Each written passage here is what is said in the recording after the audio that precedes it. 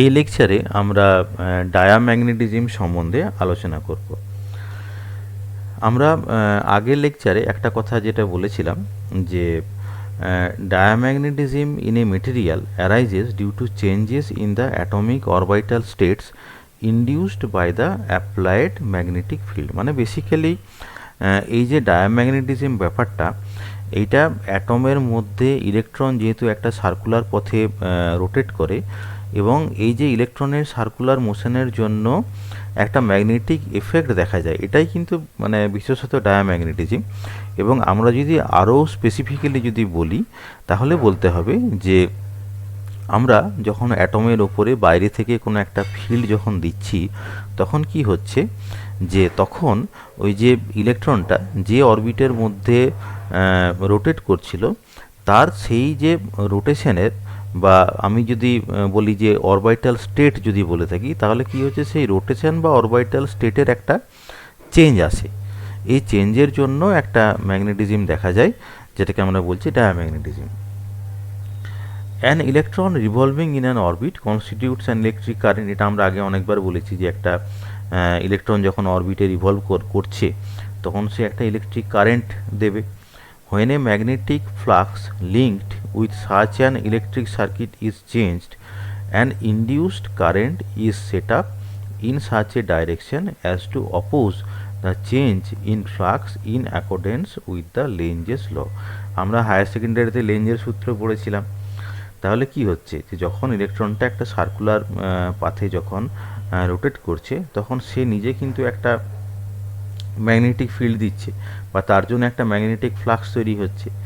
এইবার আমরা কি করছি যে যখন এই ম্যাগনেটিক ফ্লাক্স যখন আমরা কি করছি না চেঞ্জ করার যখন চেষ্টা করছি বা চেঞ্জ করছি, তখন কি হচ্ছে যে একটা ইনডিউসড কারেন্ট তৈরি হচ্ছে, এবং এই ইনডিউসড কারেন্টটার যে ডাইরেকশন, সেটা ইলেকট্রনের আগের যে ডাইরেকশন যেটা আছে তার সঙ্গে কিন্তু অবশ্যই অপোজিট হবে।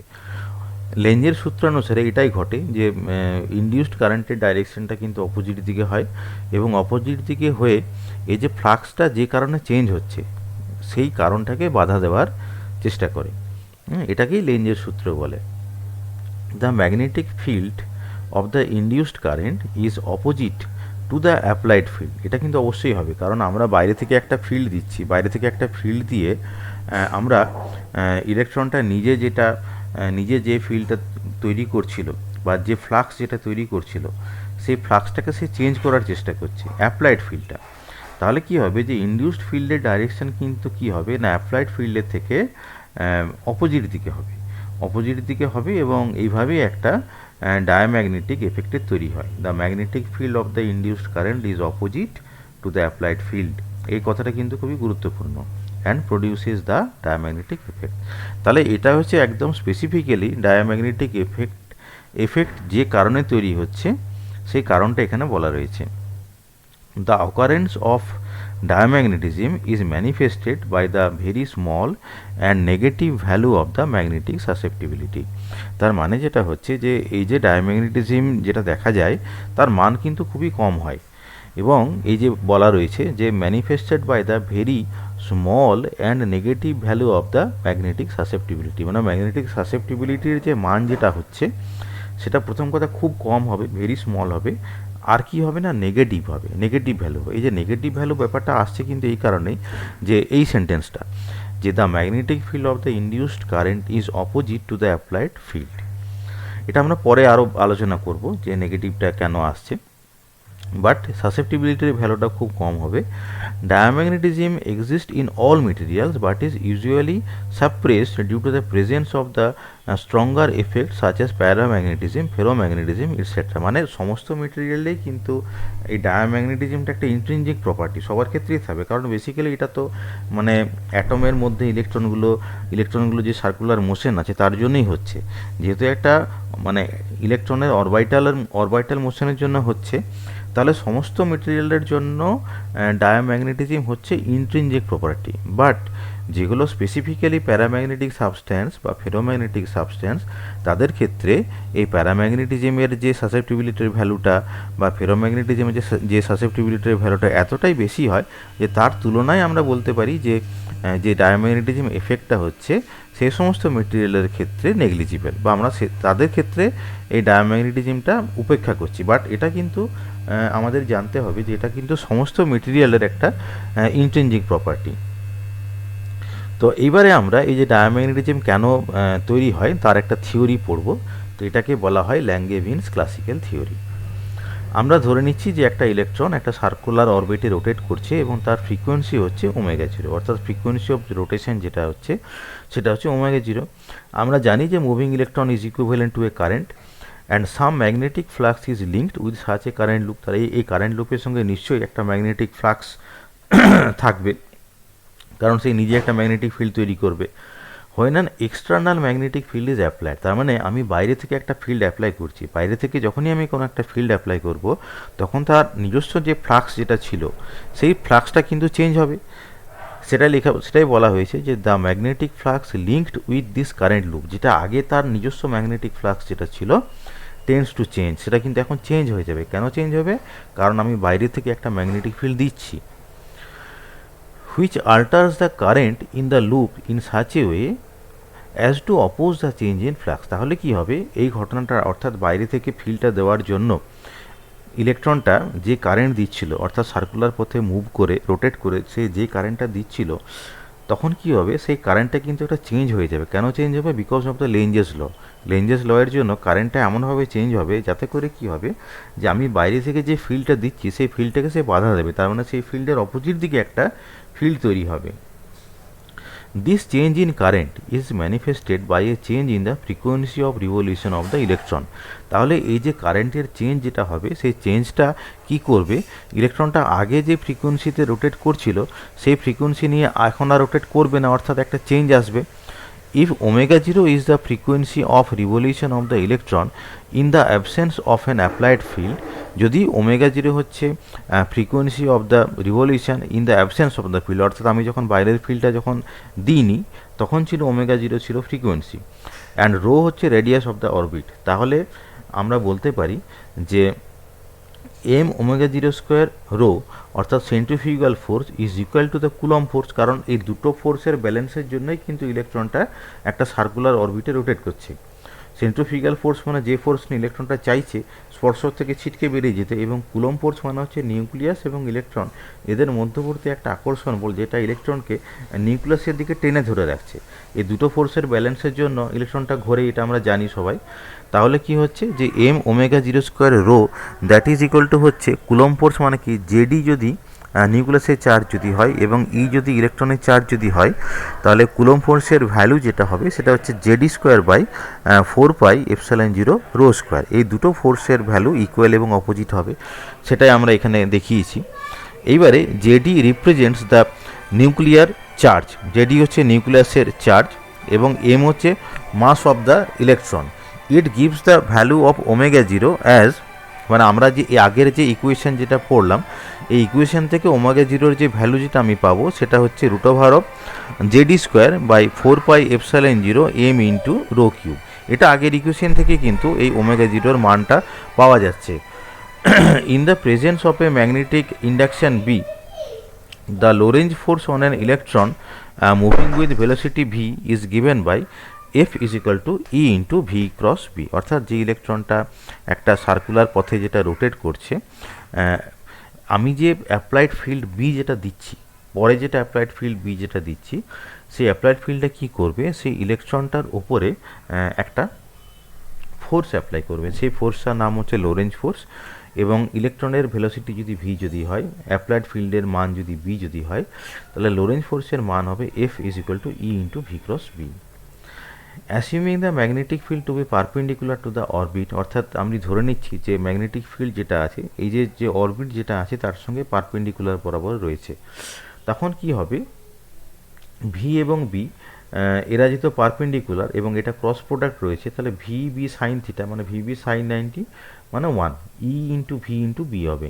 খালি ভি এর জায়গায় আমি রো ওমেগা লিখেছি, কারণ আমরা জানি যে ভি সমান আর ওমেগা হয়, আর মানে রেডিয়াস, এখানে আর এর জায়গায় আমি রো বলছি, ভি সমান আর ওমেগা, এটা আমরা সম্পর্কটা হায়ার সেকেন্ডারিতে শিখে এসেছি। তাহলে ভি এর জায়গায় আমি রো ওমেগা বলছি, যেখানে ওমেগা হচ্ছে কৌণিক বেগ, ভি সমান হচ্ছে রৈখিক বেগ। ওমেগাকে অনেক সময় ফ্রিকোয়েন্সিও বলা হয়। Omega is the frequency of the electron in the presence of the field. তাহলে আমি যখন ফিল্ডটা যখন দিলাম তখন যে ফ্রিকোয়েন্সি যেটা হলো সেটা হচ্ছে ওমেগা, কিন্তু আগে কত ফ্রিকোয়েন্সি ছিল, যখন আমি ফিল্ডটা যখন দিইনি তখন ফ্রিকোয়েন্সির মান ছিল কিন্তু ওমেগা জিরো, এবং ফিল্ড দেওয়ার পরে এখন ইলেকট্রনটা যে ফ্রিকোয়েন্সিতে যেটা রোটেট করছে সেটা হচ্ছে ওমেগা। এইবারে আমি আগে এই ইকুয়েশনটা লিখছিলাম যে M omega zero square rho is equal to GD square by 4 pi epsilon zero rho square, কিন্তু এখন কিন্তু আর একটা এক্সট্রা ফোর্স যেটা আছে সেটা হচ্ছে লোরেঞ্জ ফোর্স। লোরেঞ্জ ফোর্সটা কী করছে, লোরেঞ্জ ফোর্সের ডাইরেকশানটা একবার দেখে নিই যে ভি এবং বি এরা যে প্লেনে আছে তার সঙ্গে পারপেন্ডিকুলার বরাবর আছে। তাহলে আমি যদি এইটার একটা ছবি যদি দেখাই তাহলে এই ছবিটা দেখলে সুবিধা হবে। অর্থাৎ ভি এর ডাইরেকশানটা এইদিকে এবং ম্যাগনেটিক ফিল্ড বি এটা কিন্তু আমরা পারপেন্ডিকুলার বরাবর দিচ্ছি, অর্থাৎ বি হচ্ছে এইদিকে।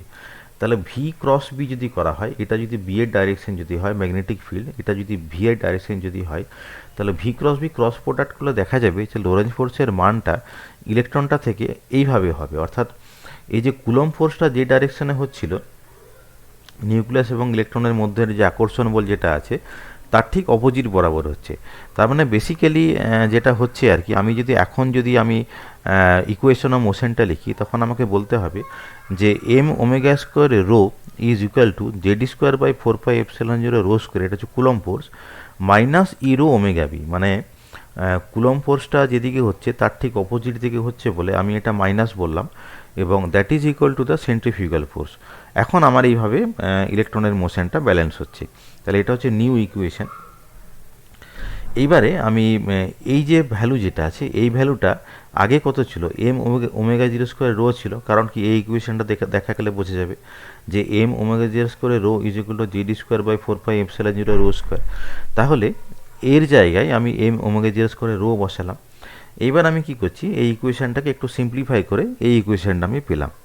মানে ওমেগার বেসিক্যালি এটা হচ্ছে একটা দ্বিঘাত সমীকরণ, এবং আমরা জানি যে একটা দ্বিঘাত সমীকরণের সমাধান কীভাবে পাওয়া যায়। আমরা a x square plus b x plus c is equal to zero এরকম যদি একটা দ্বিঘাত সমীকরণ থাকে তাহলে তার যে দুটো রুট পাওয়া যায় সেটা হচ্ছে যে minus B plus minus root over of B square minus 4ac divided by 2a। এটাকে শ্রীধর আচার্যের সূত্র বলা হয় এবং এটা আমরা হায়ার সেকেন্ডারিতে শিখে এসেছি। তাহলে এই সমীকরণটার যে রুট দুটো হবে সেটা হচ্ছে এইটা, omega is equal to half minus e B by 2m plus minus root over of e B by M এর whole square plus 4 omega zero square. এটাকে আমি আরেকটু সিম্পলিফাই করে এখানে লিখলাম। এইবারে যদি ওমেগা জিরোর মানটা ইবি বাই 2m এর থেকে অনেক বেশি যদি হয়, অনেক এই যে সেটা এখানে বলা হয়েছে omega zero very very greater than e B by 2m, তাহলে কি হবে, এই যে omega zero square plus e B by 2m এর হোল স্কোয়ার আছে, যেহেতু ওমেগা জিরোর মানটা সেকেন্ড রাশিটার থেকে অনেক বেশি, তাহলে সেকেন্ড রাশিটাকে আমি এখানে উপেক্ষা করলাম, উপেক্ষা করে এখানে শুধুমাত্র ওমেগা জিরোটা নিচ্ছি। তাহলে root over of omega zero square করলে যেটা আসবে ওমেগা জিরো পাওয়া যাবে, তার সঙ্গে মাইনাস ইবি বাই 2mটা এখানে আছে।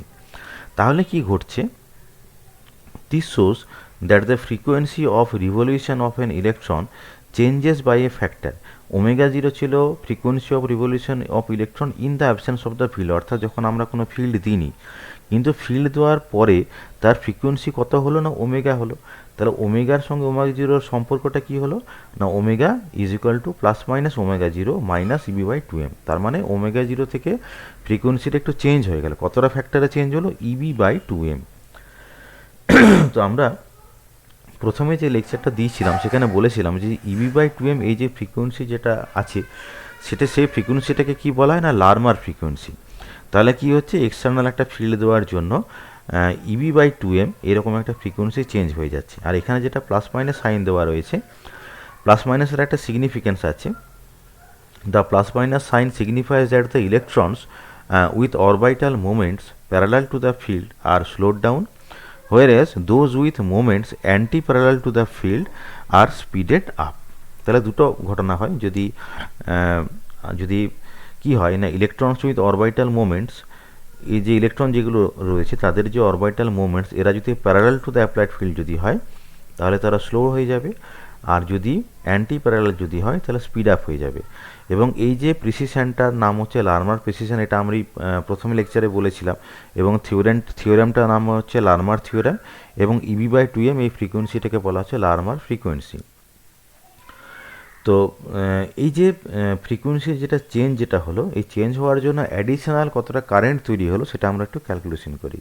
আমরা জানি যে I current is equal to Q by time period. Q by time পিরিয়ডকে আমরা এইভাবে বলতে পারি যে কিউ ইন্টু ফ্রিকোয়েন্সি, কারণ ফ্রিকোয়েন্সি হচ্ছে 1/টাইম। তাহলে চার্জ মানে হচ্ছে কিউ, যেটা হচ্ছে -E ইন্টু ফ্রিকোয়েন্সি। ফ্রিকোয়েন্সি সমান কত না EB/2m ছিল ফ্রিকোয়েন্সি, কিন্তু এটা হচ্ছে angular frequency.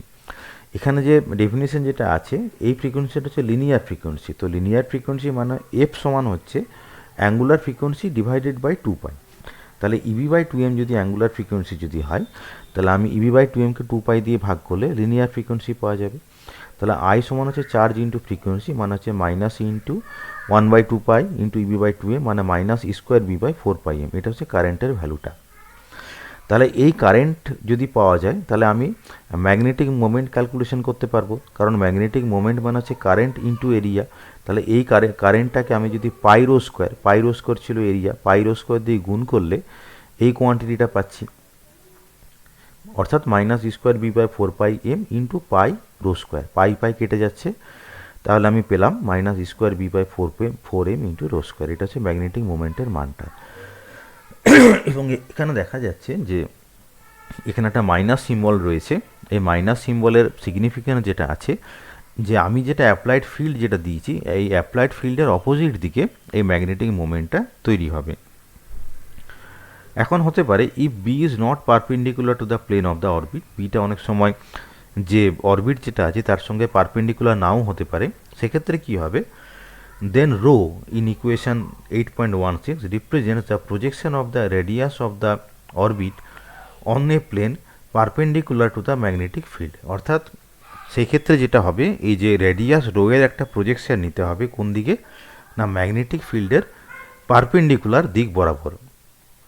If an atom contains z electrons with their orbits randomly oriented, the total induced magnetic moment becomes যদি জেড সংখ্যক ইলেকট্রন যদি থাকে এবং তাদের অরবিটগুলো র্যান্ডমলি ওরিয়েন্টেড যদি হয়, তখন আমরা একটা অ্যাভারেজ মোমেন্ট বার করি। কীভাবে অ্যাভারেজটা পাই, mu average is equal to, আগের ইকুয়েশনটা থেকে জেড দিয়ে মাল্টিপ্লাই করছি। কেন জেড দিয়ে মাল্টিপ্লাই করছি, কারণ জেড সংখ্যক ইলেকট্রন আমি ধরেছি, এবং এই যে রো স্কোয়ার যেটা আছে, রো স্কোয়ারের একটা অ্যাভারেজ নিতে হবে। তো এই রো স্কোয়ারের অ্যাভারেজটা আমি কীভাবে পাচ্ছি, যদি ফিল্ড যদি জেড ডাইরেকশন বরাবর যদি হয়, অর্থাৎ জেড অক্ষের যেটা দিক সেটাই যদি ম্যাগনেটিক ফিল্ডের দিক যদি হয়, তখন রো স্কোয়ার সমান হবে x² plus y² plus Z স্কোয়ারটা আমি লিখছি না। কেন লিখছি না, কারণ আমি একটু আগেই বললাম যে আমি যখন রো এর একটা প্রজেকশন নেবো ম্যাগনেটিক ফিল্ডের দিকে, এখন ম্যাগনেটিক ফিল্ডের ডাইরেকশন এবং জেডের ডাইরেকশন যদি একই যদি হয়, তাহলে কি তার পারপেন্ডিকুলার কম্পোনেন্ট কোনো থাকবে না, কারণ cos থিটাটা 90 হয়ে যাচ্ছে। প্রজেকশন মানে জেড ডট বি হয়, মানে জেড cos থিটা হয়, cos থিটা এগুলো 90 হয়ে যাচ্ছে, কারণ আমি সবসময় চাইবো যে রো এর প্রজেকশনটা ম্যাগনেটিক ফিল্ডের পারপেন্ডিকুলার দিক বরাবর নিতে। তাহলে কি হচ্ছে, জেড কম্পোনেন্টটা থাকছে না, সেই জন্য rho square equal to x² plus y² হয়েছে। আর the mean square distance of the electrons from the nucleus কত হবে না r² average of r² is equal to average x² plus average y² plus average z² হবে। এখন charge ডিস্ট্রিবিউশনটা যদি স্ফেরিক্যালি symmetric যদি হয়, তখন মনে রাখতে হবে যে average x² equal to average y² equal to average z² হবে, কারণ একটা স্ফিয়ারের ক্ষেত্রে এই তিনটে দিকে অ্যাভারেজটা একই হবে। এখন এইটা যদি হয়ে যায়, তাহলে x² প্লাস y² প্লাস z²কে আমি 3x² বলতে পারি, আবার x² প্লাস y²কে 2x² বলতে পারি। তখন রো স্কোয়ার এবং r² মধ্যেকার সম্পর্ক যেটা হবে, যে r² is equal to 3/2 into rho square হয়ে যাবে। তাহলে আমরা কি করতে পারি, এখানে যে রো স্কোয়ার বলে যে টার্ম যেটা আছে সেটাকে 2/3 ইন্টু r² এইভাবে আমি রিপ্লেস করে দিতে পারি। তাহলে এই এক্সপ্রেশনে রো স্কোয়ার না লিখে আমি এখন যেটা লিখবো r² হিসেবে আমি লিখলাম। এইবারে এটা কিসের মান পেলাম না অ্যাভারেজ ম্যাগনেটিক মোমেন্ট পেলাম। এখন আমার একটা সলিডে পার ইউনিট ভলিউমে যদি n অ্যাটম যদি থাকে, তাহলে আমার টোটাল ম্যাগনেটাইজেশন ক্যাপিটাল M কত হবে না এন ইন্টু মিউ এ হয়। আমাদের মনে রাখতে হবে যে ক্যাপিটাল এম সমান যেটা হয় সেটা হচ্ছে ক্যাপিটাল এন ইন্টু মিউ এ। তাহলে কাই কত হবে না এম বাই এইচ। তাহলে কি হবে, ক্যাপিটাল এম বাই এইচ করলে কত হবে, এই এক্সপ্রেশনকে আমি এন দিয়ে প্রথমে গুণ করেছি, মিউ থেকে তখন আমি ক্যাপিটাল এম পেলাম, এবার এইচ দিয়ে ভাগ করলাম, তাহলে এইচ দিয়ে ভাগ করলে আলটিমেটলি কাইয়ের এক্সপ্রেশন যেটা হবে যে minus N mu zero Z square by six M average R square. তাহলে আমি আবার বলছি যে ক্যাপিটাল এম সমান হচ্ছে capital N into mu A, আর কাই সমান হচ্ছে ক্যাপিটাল এম বাই এইচ। তাহলে এটা হচ্ছে কাইয়ের মান, এবং দেখা যাচ্ছে কাইয়ের মানটা হচ্ছে নেগেটিভ।